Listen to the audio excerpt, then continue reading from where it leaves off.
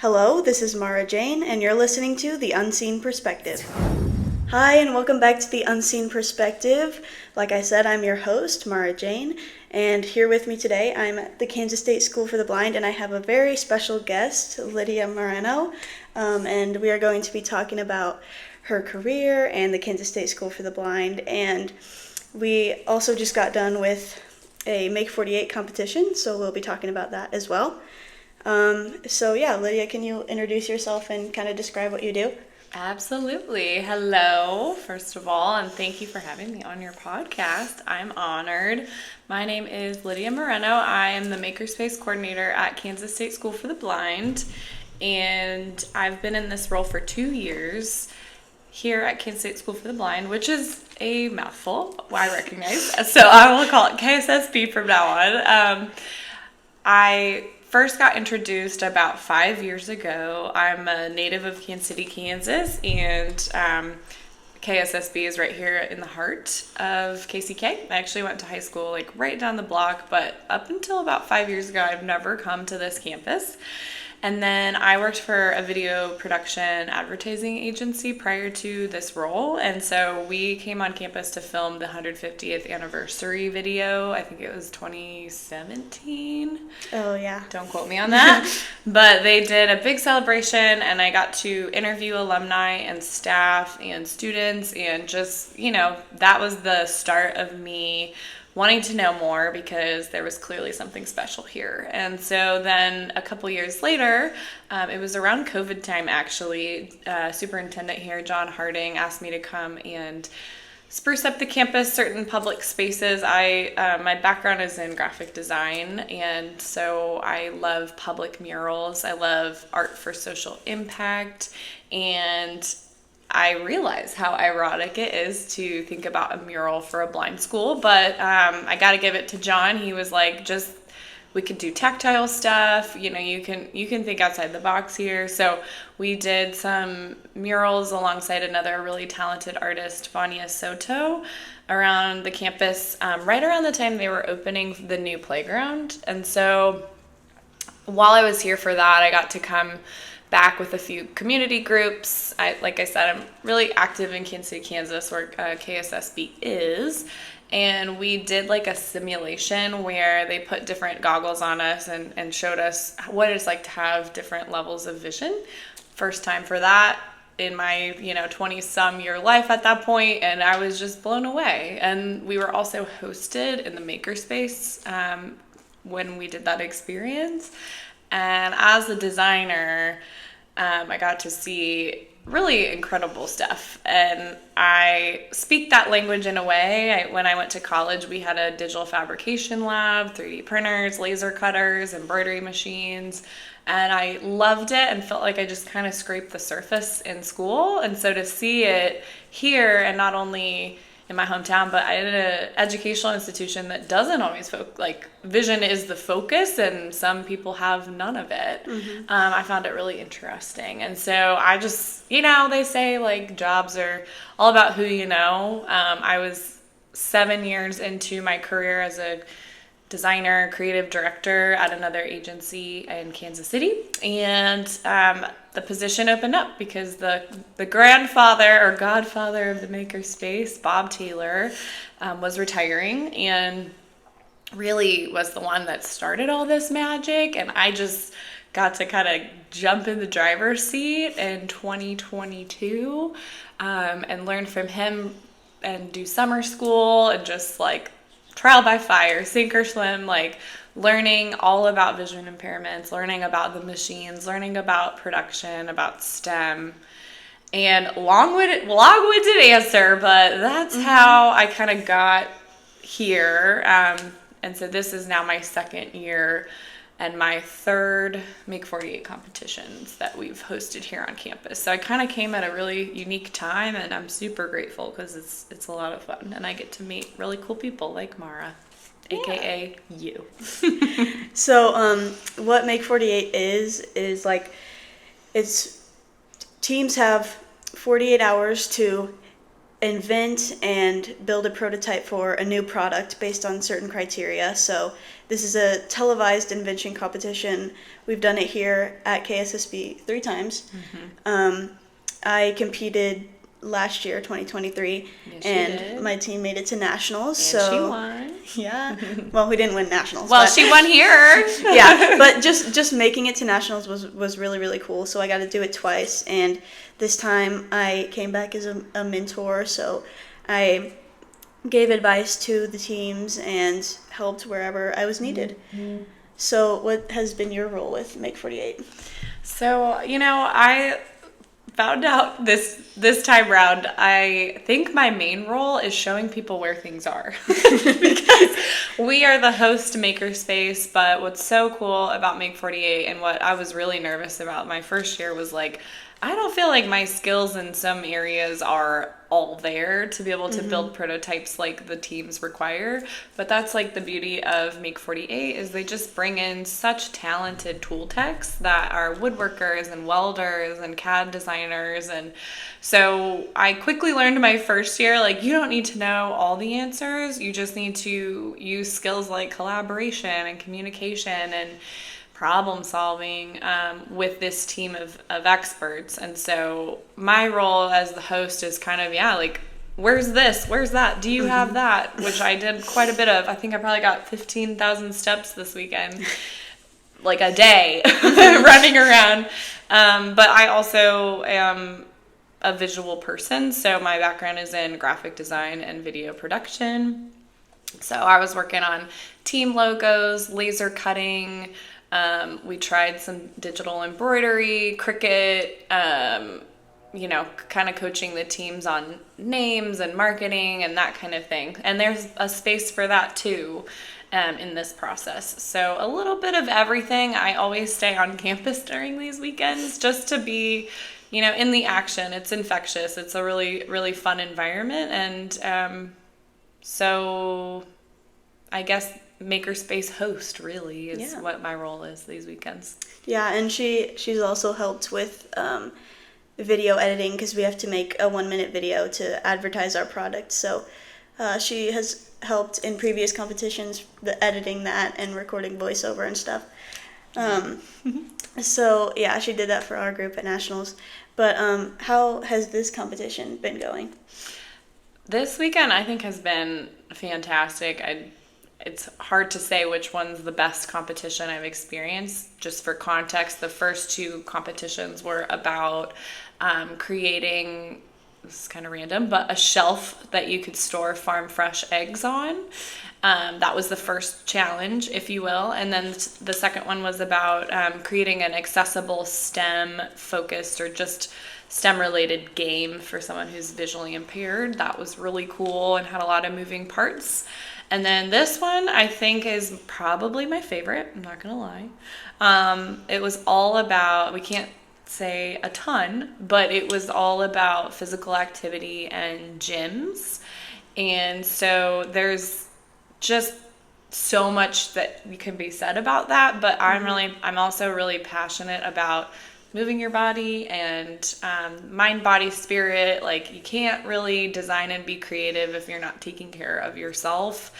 And so I love dancing and running and biking, and I have seen in my last 2 years or so, like, how much KSSB adapts that. There's such creative, talented people that teach blind sports, which is like a whole world I wasn't aware of. I've actually done a goal ball demo and got whooped by students because goal ball is a blind sport, and if you're not familiar, you don't really know. But it's like that kind of problem, right? Like, the general visual world doesn't always see these things or understand, like, if you're a student in a rural area or going to a public school and you're in a gym class being asked to sit out because you can't participate, that doesn't feel good. And it doesn't support, you probably have anything to say about that, Mara. You've lived this life. And so like, it was cool to have tool techs be blindfolded and get to play goal ball for the first time this weekend. It was really cool to see these teams competing and bringing in, like, some of them are rock climbers, some of them are goal ball kids, like, just bringing in their love of movement and sports and activities to, like, influence the future of our campus, really. I can't say a ton because it's a filmed show, so it will come out in, I think, about a year, and then we can tell you all about it, maybe do a follow-up. But just this theme is something I'm really passionate about, so then to kind of be able to wear both hats of someone who does value physical activity in my life and believes it's, you know, a right of the students here to have, and then also being like a maker and the person that needs to know where everything is. It's cool seeing, like, oh, people are using, like, Velcro and vinyl and rubber and, like, all these random things and bells and balls and all these, you know, all the shots were taken on this one, and I really enjoyed it.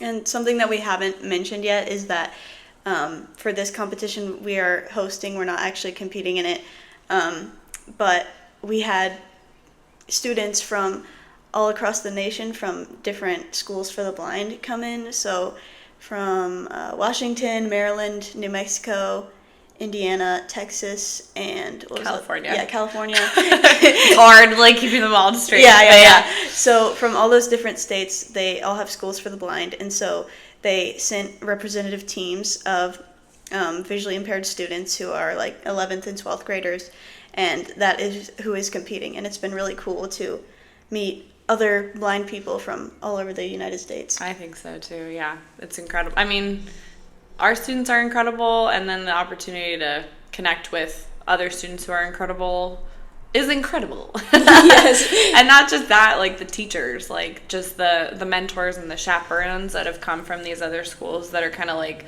my counterparts, you know, and just, like, learning what they're doing and what barriers they've broken down and what works. Like, that's what it's all about. I mean, innovation is, like, very, I think, important in our world, in the visually impaired world. And so, like, to have an innovation competition that's it's not one of anything. It's, like, this beautiful combination of worlds and using skills from across the board for these kinds of things.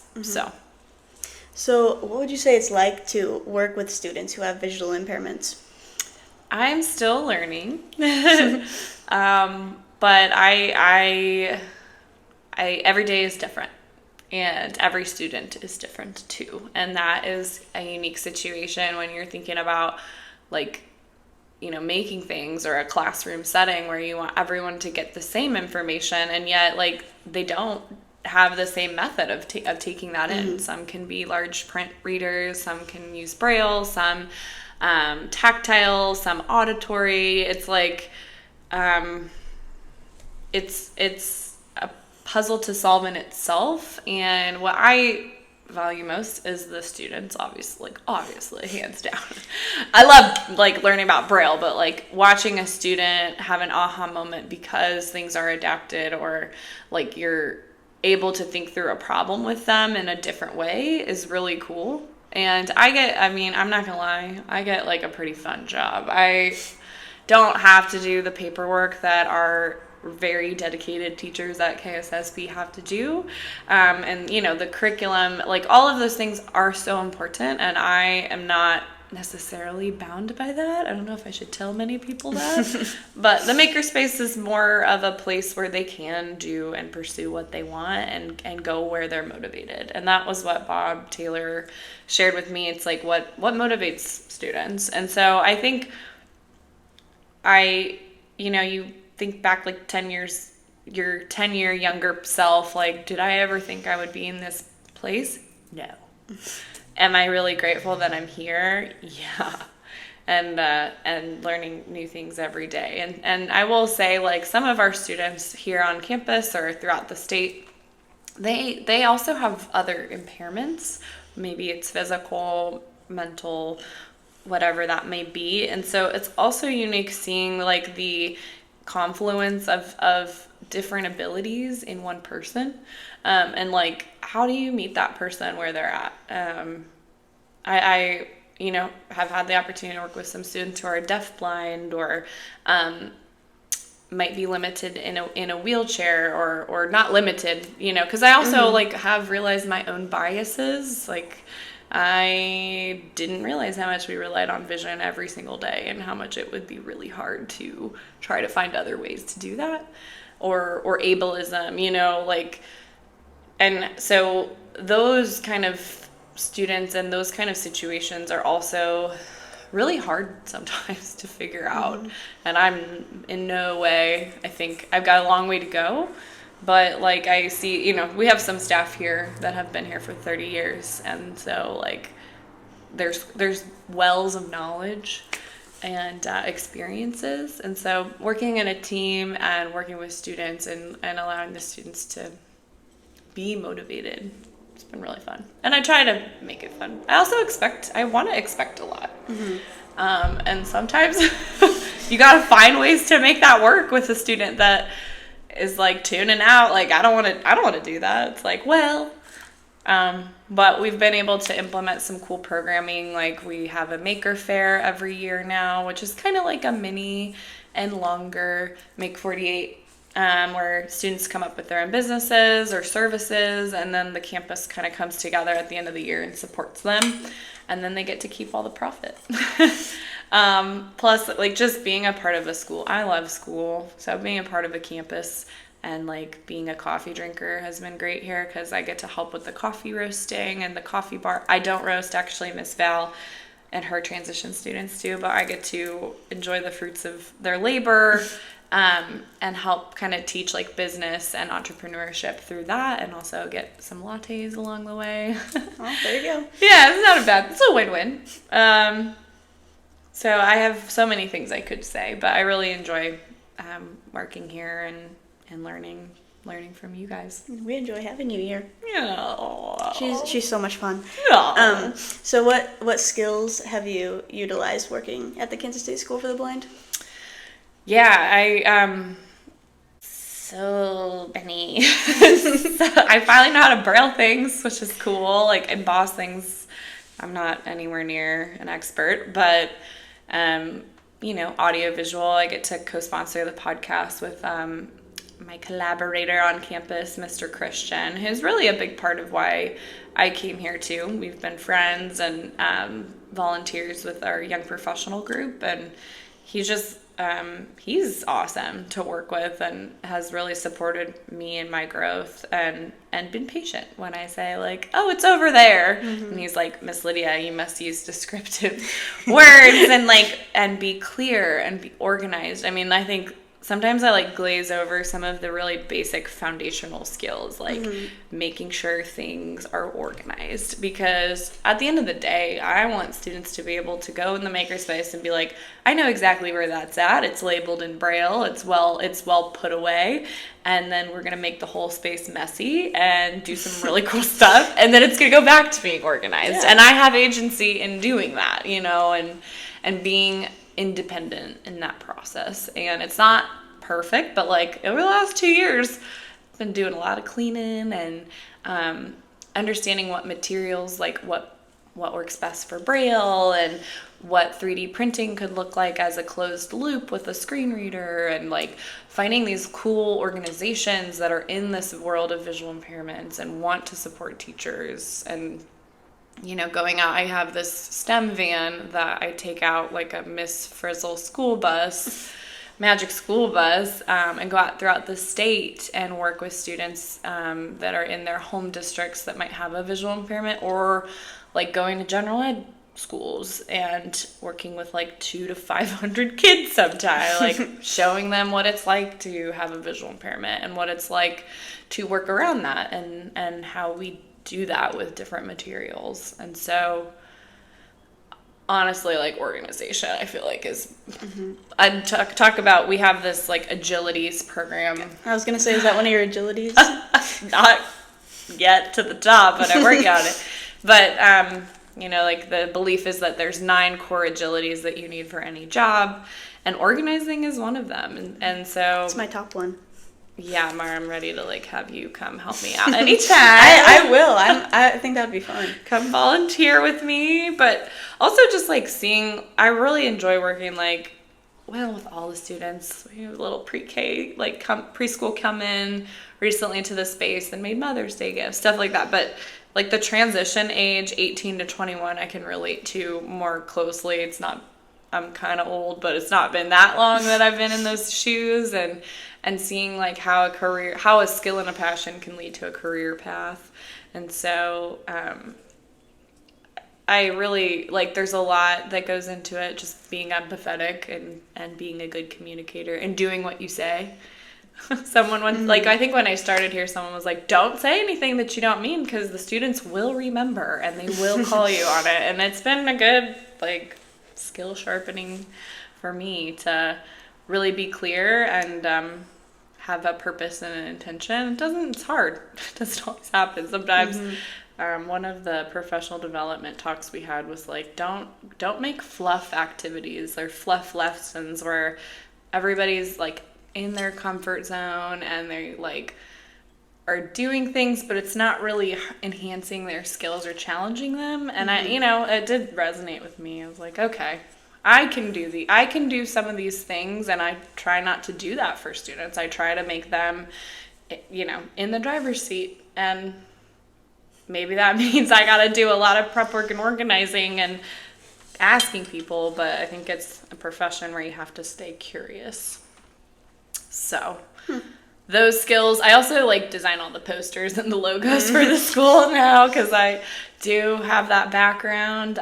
Making videos, staying in that audio visual space is fun. And then getting to do like events like this. They're long weekends, but I have like a running list of things I've learned this weekend, and it's ridiculous. I mean, there's so much that happens when you have like-minded people and different-minded people coming together and working towards a common goal. So, yeah.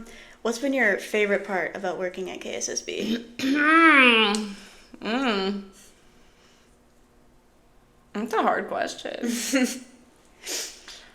I have a lot of favorite parts. I'll narrow it down to 3, I guess. Okay. Maybe 4. I like going out in the STEM van. I get to see different parts of Kansas that I haven't been in much and learn how different schools are approaching education, which is kind of cool. I really like working with students, so like the classes that I get to have and the ESY program in the summer is like, that condensed in times 3 with the amount of students that are there in a short period of time. But those are fun because sometimes, it's true for like a weekend like this, sometimes in a short period of time when you're running 90 miles an hour, you are solving problems at a faster speed and like failing also. But you're like getting a lot of feedback and a lot of different ideas, and that's always cool. So like ESY, our extended school year, is awesome, and like the staff that I get to work with. So that kind of combines both of our campus staff here and our field service staff. And I am lucky to have a foot in both. So I get to serve the state with what I do on the road. And then I get to serve campus with the makerspace. And so I also just get to see both worlds and how they work. And the people just are so cool. They're just so passionate and they know a lot. And so that's been cool. I really like the coffee bar, working with students. I used to work at a coffee bar, so like perfecting the foam on a latte with a student, and like Mara worked the coffee bar in summer with us, like giving change, figuring out that Square is accessible and screen reader friendly. Singing the tip song, yeah, making it fun, and seeing how excited students are when they earn tips and they make it's a humble wage, but they get to take all the tips home. I find that money motivates students as it motivates most people. I'm saying a lot. I feel like that's it. I think just the relationships with students. Like, I'm now at a point I've seen some like leave and then come back, or like start working here, and like That'll be me this summer. yeah, like you. You're gonna now be on the payroll, which Yeah. that's awesome. That's what we like to see. So in short, those like 10 things that I just said, plus a bunch more I'm sure I'm forgetting. Yeah, it's a really cool place. But what's been your favorite part about Make 48? Oh, that's the other thing I was going to say. Make 48's been like one of my favorite things too, because I come from a production background, and all of a sudden I'm like in a TV show. Like, what? That's been really cool, and the people are so cool there too, and like are so welcoming and wonderful. My favorite part about Make 48 is probably the networking that happens. Mm-hmm. I'm not gonna lie, because the skills that they bring, I try to then apply in classes with students. And so like it's a little unfortunate, like our campus students can't, well, yet they have not all like done a Make 48. And so like a little elementary student, she's getting so big, she's not little anymore, but an elementary student recently, saw the Make 48 setup, because it's a whole production. I mean, they take a whole 5 parking spaces to put up a tent of power tools and are like filming, and it's a buzz for 48 hours, which is cool. Mm-hmm. But she was like, a student on our campus, she was like, can I do it? And, it's like, oh, I really want you to, but I get it. We can't, it's not sustainable to be 48-hour working all the time. Right. So utilizing like this burst of energy and cool ideas, and then like, oh cool, I didn't think about that, or like, yeah, I'm gonna download that app and try it with students, or like, oh, it's cool technology that we got introduced to at this event. And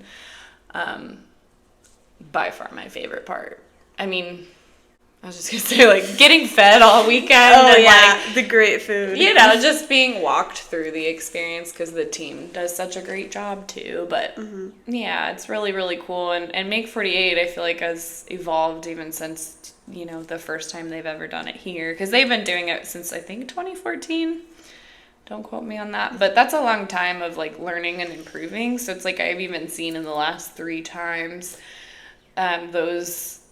those competitions improving, and then like seeing them on a national level and seeing our kids compete. I'm about to like cry really hard. We're about to go to the pitches soon, where all of this like hard work is going to be showcased, and it's been really cool. I got to go to Little Rock, Arkansas, and UMKC's Makerspace here in Kansas City for 2 national competitions, and just watching our students compete at the same level as any other student was really, really cool. Mm-hmm. I think it's really empowering too. Mm-hmm. And you did it, girl. Yeah, I did it. And it's so much fun too. And the people, I love the people. The Make 48, like the tool techs and the production crew, the film crew. I've been shadowing. She was filming today. Yeah, they let me use one of their cameras, so maybe they'll use some of that footage in the show. But I hope so. Yeah, so I've been shadowing the film crew throughout the weekend, because I have an interest in like a film career, maybe like directing. I could see it. So yeah, that was a really cool experience. But I've also just been walking around, seeing what people are doing, giving advice, listening to pitches. Just kind of all over the place. But yeah, it's been really fun. She's been so patient too. Like, I'll be like talking, and then someone asks me for something, and yeah, and we were gonna record this episode 2 days ago, but it didn't happen. It's kind of it's a very chaotic weekend. You never know what you're gonna be doing. But I kind of got pulled in a few different directions a few times myself. And being flexible, like just learning how to adapt to a deadline, and rise to any occasion. It's like a good reminder for all of us to go through. Yeah, it's a good developmental experience. But is there any advice that you want to give any of our listeners? Yeah, well, you're going off to college soon, which is so exciting. Yeah. So being a part of, like, listening to these stories are so cool. So thanks for sharing with me. You mean like student advice, lady advice, general advice? Just anything you can think of. Anything I can think of. Well, I think the first thing is like take care and foster relationships with people that are going to help you grow, because you'll know who those people are, And I am a walking, talking testament to that. People have brought me with them to really cool stuff, and now I have the unique opportunity to like try and help others come up and do great things. And you never know where you're going to meet those people. I got introduced to KSSB through going to a chamber networking event at the KCK chamber and met Marita Saltuna, who works here now with our FIT program, Family Infant Toddler program. But she's just an involved lady and saw my potential, and that was 8 years ago, and here I am working here now and really loving it. So foster relationships with people that help you grow, and don't be afraid to cut off people who don't. Learned it a hard way a few times, but everybody's got to go through those motions too. And then I would say, like, find a balance in your life.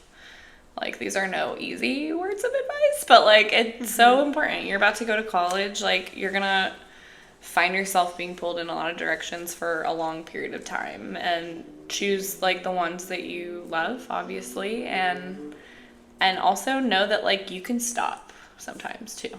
Like, I think everyone's raised differently, but I was very much raised, like, by really awesome people that were, like, do good, do better, keep doing. And sometimes I really have found you just have to, like, be. You don't need to do all the time, because, like, to be creative or to, like, honestly evolve, I think you gotta, like, slow down sometimes and just, like, reflect. And if you don't leave time for that, no one's gonna give it to you. So you have to, like, make that for yourself. And for me, that's like it's like taking a dance class or biking to work, even though it's 40 minutes and my tires aren't great. Like, I really try. Need to get an electric bike like our superintendent, John. But making your body feel good so that your mind works better. And that sometimes means shutting your mind off.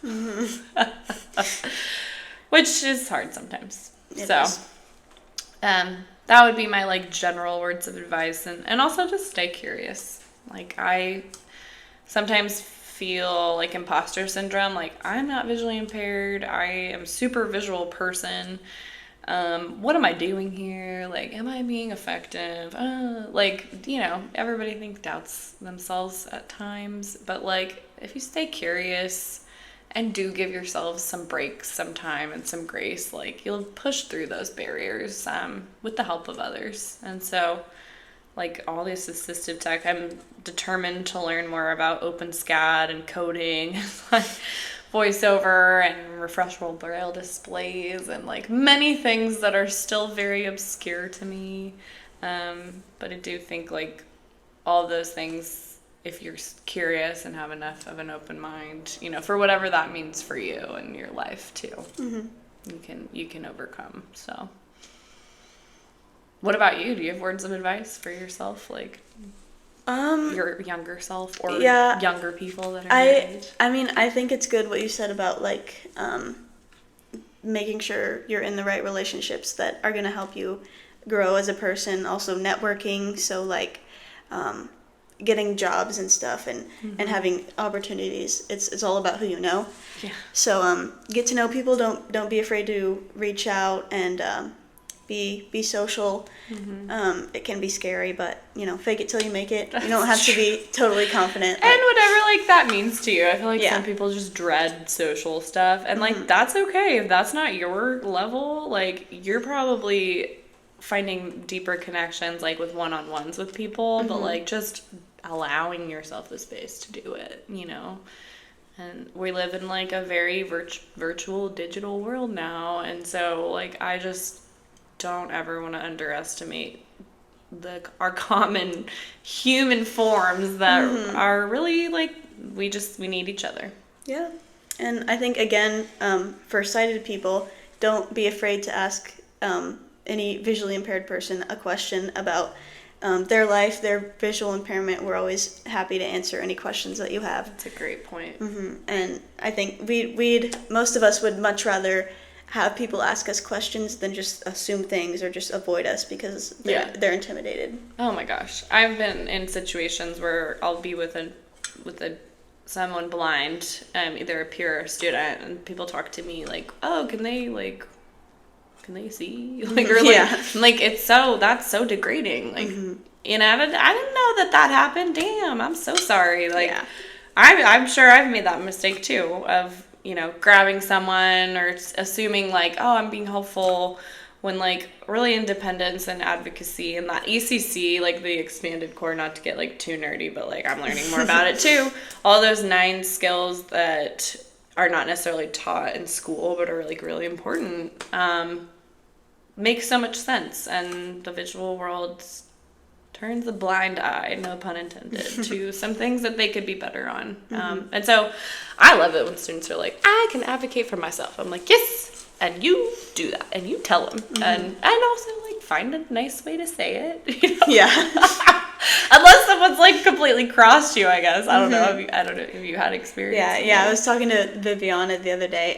She's one of my fellow mentors. We were talking about like bad accommodations at school. So one of her teachers gave her like a study guide that was, I think it was like a study guide. It was handwritten in cursive, and that made her really angry. And so we were talking about how sometimes you just kind of have to wait for it to cool down and then talk to your teachers. I heard you guys telling. That's so wise. Like, and you're not even like 20, are you? No, not yet. Yeah, couple more years. The fact that you already have that intuition is huge. You're gonna do great things, Mara. And low-key, I told our podcast group, because I help run our podcast, that was like, Mara's making a competing show.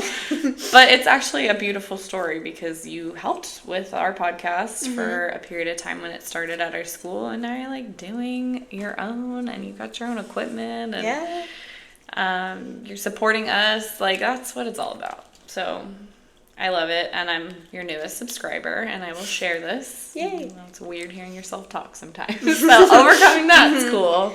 And you're doing great things. Thank you. And thank you for coming on. You're welcome. But yeah, thank you to all of the listeners. You can follow us on Spotify or YouTube at The Unseen Perspective 2024. You can also follow us on Instagram at that same username. And you can email us with any questions or episode ideas at theunseenperspective2024@gmail.com. And go listen to the KSSB podcast. You can follow them on Instagram at KSSB Podcast, and it's called Discover Podcasting at KSSB. They're all over the place, so We are. listen wherever you get your podcasts. And I think that's all we have. So Awesome. thanks for having listening. me. Bye.